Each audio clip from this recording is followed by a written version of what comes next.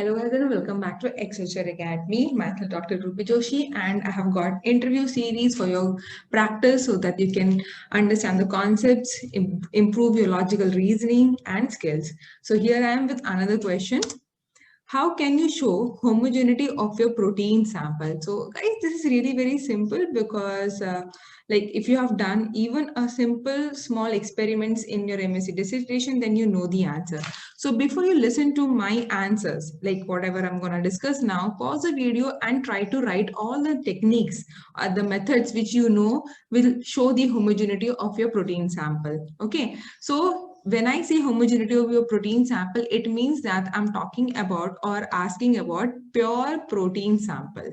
ठीक है, यानी कि एक single band आपको मिलना चाहिए if you're running a SGS page. So from this itself, it's clear that one method is to run SGS page. Okay. So this will show the first thing is that about the homogeneity of your protein sample that I should get only a single band. Okay, now you can ask me, what if I have a heterodimer, right? So in that case, you can see two bands.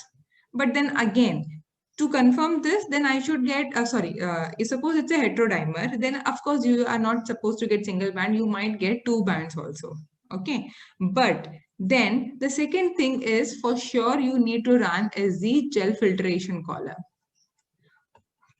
Okay, so now why gel filtration chromatography? Because this will, along with the molecular weight of your protein, it will also tell you how many samples are present in that particular sample. Okay, for example, if suppose it was a single band, then I should get how many peaks? Of course, one peak I should get. Correct. Now, if suppose your protein, this in the case, if it is, homo, if it is a single protein, then also single band. If it is a homodimer or trimer, then also I should get a single band. But what if it is the case of a hetero? Then in that case, in the case of SGS page, I should get two bands. But what about gel filtration chromatography? How many peaks I should get? Guys, I should get again only one peak, okay? Because in that, whenever we run GFC, that is gel filtration column, we run in the native condition. Okay, so I should get a single band. So I should get a single peak, even if it is a heterodimer protein. Okay. Now, suppose you want to confirm the same thing, maybe with the help of the DTT or BME, that is beta mercaptophenol, you're able to break the disulfide bond because of which it is a heterodimer.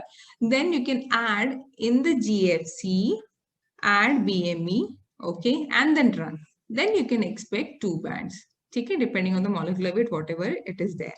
So these are the two methods. The third one is also there. This, I guess, in the previous protein chemistry series I have taken, there's something called DLS. That is your dynamic.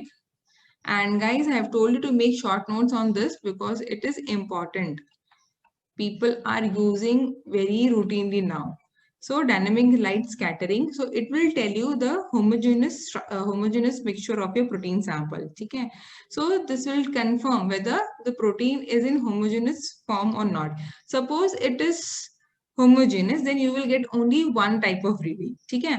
If suppose your protein is forming oligomers, then it will show multiples of your protein subunits. Like suppose like जैसे हमने last time discuss किया था, it was 25 kilodalton your protein, then I might see 250 kilodalton. That is like इसमें कितने हो गए 10 molecules are there. ठीक है, you might have 5 kilodalton, not 5, sorry, 125. All the multiples of 25 you can get. ठीक है. And suppose you have you don't have the pure protein but the mixture of heterogeneous condition is there जहाँ पे आपके पास protein sample pure नहीं है और भी उसमें कुछ impurities है, then you will get different readings in the case of DLS. ठीक है. So DLS is actually a biophysical instrument. So we are making use of the physics and making use of this phenomena so that you can use and understand about the protein. Especially, it will also tell whether the protein has got the spherical shape or globular shape or what kind of shape it is. So guys, these are the three methods by which you can actually check the homogeneity of your protein sample. If you guys know any other method, let us discuss. put your comments into the comment section, or you can also put into the Excelsior Academy Telegram channel. We can discuss over there also. So these are the 3 methods at least by which you can show the homogeneity of your protein sample. So let me know, guys, whether you got the point over here. If any other doubts are there, you can ask me, because you must have experienced different ways or different problems when you were doing your practicals or the research problems when you are working in the lab, right? So all these things you can share with us so that we can get more clear idea. So yeah, thank you guys. If you like the video, please smash that like button and subscribe it if you haven't subscribed it yet now. And yes, thank you guys. Keep watching.